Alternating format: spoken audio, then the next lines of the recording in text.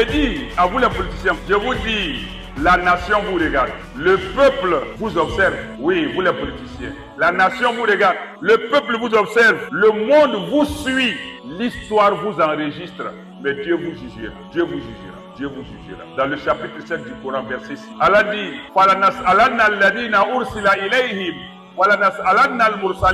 nous allons demander des comptes à ceux vers qui les messagers ont été envoyés, mais nous allons aussi demander des comptes aux messagers. Oui, l'administrateur et l'administré vont rendre compte devant Dieu. Le gouvernant et le gouverné vont rendre compte. Le dirigeant et le dirigé vont rendre compte. Le monde, il est illusoire, il est éphémère. Ne créons pas de conflits artificiels entre les peuples pour nos intérêts égoïstes et dans notre ingratitude notoire.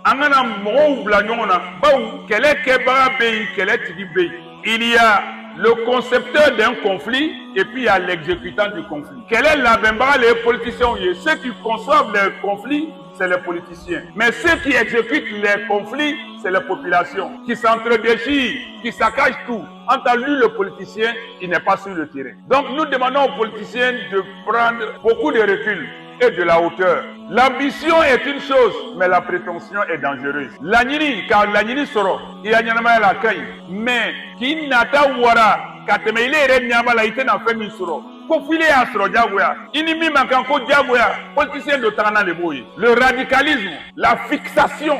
Ningo mi olo, parce que yada be yadanini. Donc nous demandons aux politiciens d'aller vers le dialogue entre eux. Oui, le dialogue est possible. La concertation est possible. Même par téléphone, ils peuvent s'appeler par personne interposée subtilement en sourdine, ils se communiquent, ils peuvent trouver des solutions. Nous prions Allah de les inspirer, de les assister, de faire en sorte qu'ils aient cette idée-là. Parce qu'il ne faut pas que l'amour du pouvoir domine le pouvoir de l'amour. L'amour du pouvoir, c'est un fait. Mais le pouvoir de l'amour, c'est un autre fait. Il ne faut pas que l'amour du pouvoir nous amène à piétiner le pouvoir de l'amour. Ne négligeons pas cela. Dans une société, nous vivons en paix. Mais le problème est créé souvent par les politiciens parce qu'ils sortent le débat de son contexte. Ils sortent le débat de son cadre. Au lieu de proposer un programme qui va moi me convaincre pour te suivre parce que je me retrouve dedans, un projet de société qui fait que moi je dis que si lui là je le suis, je sais quel bonheur je vais avoir. Non. On se retourne vers les populations, les pauvres, pour les retourner les uns contre les autres. Depuis quand il y a un conflit musulman-chrétien en Côte d'Ivoire, ça n'a jamais eu lieu. Si ça arrive quelquefois, c'est parce que le politicien veut monter les religieux entre eux. Faire croire qu'il s'agit des musulmans contre les chrétiens ou des chrétiens contre les musulmans. Alors que dans chaque parti, il y a un musulman chrétien et ils ne font pas parler blanc. En quoi est-ce qu'on dit aux populations que c'est une affaire de musulmans chrétiens? Non. Si c'est le cas, dans tous les partis, on doit voir que les musulmans et les chrétiens, les leaders de chaque parti politique, sont en train de s'entre-déchirer sur la base de la religion. Non. Si c'est une affaire de Ivoiriens authentiques, Ivoiriens non authentiques, ou bien nordistes, sudistes, non.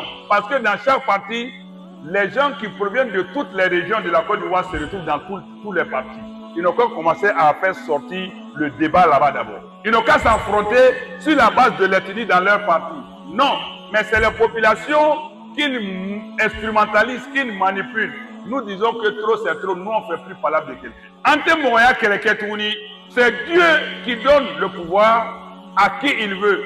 Souvent il est milliard et refiné et revient à Fangake, à la Tadjima. Souvent de deux et sérénité avec Dama. Aïe Sénégal fait Minkele a tout mal l'onka avec Ayo. Sur le message de la paix que nous sommes prononcés du début jusqu'à la fin.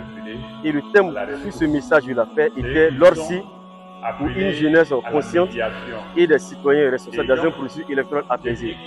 Et aujourd'hui, on retient que la jeunesse est en train de comprendre le message de l'imam. Car après ces différentes conférences, nous voyons des témoignages, nous voyons des personnes qui apprécient beaucoup l'intervention de l'imam et qui trouvent que, n'est-ce pas, la conférence était la bienvenue dans une période électorale. Ce que je retiens de cette cérémonie, c'est l'appel que l'imam a pu lancer pour ce qui concerne la population entière, mais en particulier les jeunes, pour préserver la paix. Mais surtout pour préserver la Côte d'Ivoire, parce que Sans paix, il n'y a pas de Côte d'Ivoire. Et sans Côte d'Ivoire, c'est dit qu'il n'y a pas d'Ivoiriens, encore moins de personnes auxquelles la Côte d'Ivoire a bien voulu ouvrir ses bras. Et donc, nous jeunes, la mission désormais que nous informe, c'est comment perpétuer le message du guide en posant des actions concrètes sur le terrain, notamment à continuer à sensibiliser à travers les porte-à-porte qu'on a déjà entamé, mais surtout faire une conférence publique qu'on projette de faire dans les semaines à venir, je dirais comme ça plus précisément le 27 de ce mois de septembre, avec des grosses figures de la politique ivoirienne. Et on verra bien évidemment s'il faut étendre aussi à d'autres localités de la Côte d'Ivoire. Mais donc l'ambition qu'on se donne, c'est très simple. C'est comment pérenniser le message de paix et comment poser des actions concrètes pour imprégner le reste des jeunes à cette lutte qu'on mène depuis il y a de cela quelques mois. Vous remarquerez que toutes les missions représentées ce matin à cette activité. Mais pour arriver à la cohésion sociale, vous avez commencé par la sensibilisation. Et c'est la meilleure des choses de sensibiliser au départ. Parce que nous constatons qu'au niveau des familles, les enfants entre eux-mêmes ne s'entendent pas. Les enfants et les parents ne s'entendent pas. Les époux ne s'entendent pas. Si les lieux de travail et les collaborateurs ne s'entendent pas. Et quand on arrive sur le plan politique, c'est encore plus grave. Donc, il faut sensibiliser. Il faut sensibiliser au quotidien pour amener les hommes à s'entendre sur le minimum. Parce que nous sommes convaincus que c'est très difficile de trouver des gens qui s'entendent véritablement.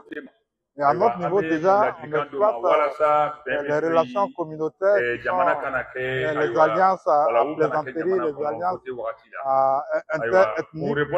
Ça facilite les contacts. Il faut qu'on se parle, il faut qu'on parle à nos enfants. Il faut qu'on se parle, qu'on parle à nos voisins. Il faut qu'on parle à tout le monde.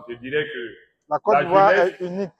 Et que soit celui qui est là, il faut préserver les acquis. Donc, mais appel lancé Bema, ni que Slamaï, ni que chrétien, Slamaï est ici à tant que ni Benti anti-Sili, ni Benti anti-Sou, ni Benti anti-Sika Wajibi façon que, ni Benti anti-Sika Fourureke. Donc, bel et bien, coupe d'Amnaï. Donc, à la Palmaoula, à mes Béoulé Kana Bema, il m'a ouvert la Gentola, à Ben Sabati Korba Kono, à la Moukela, à Mbela Labanya, à la Moukela.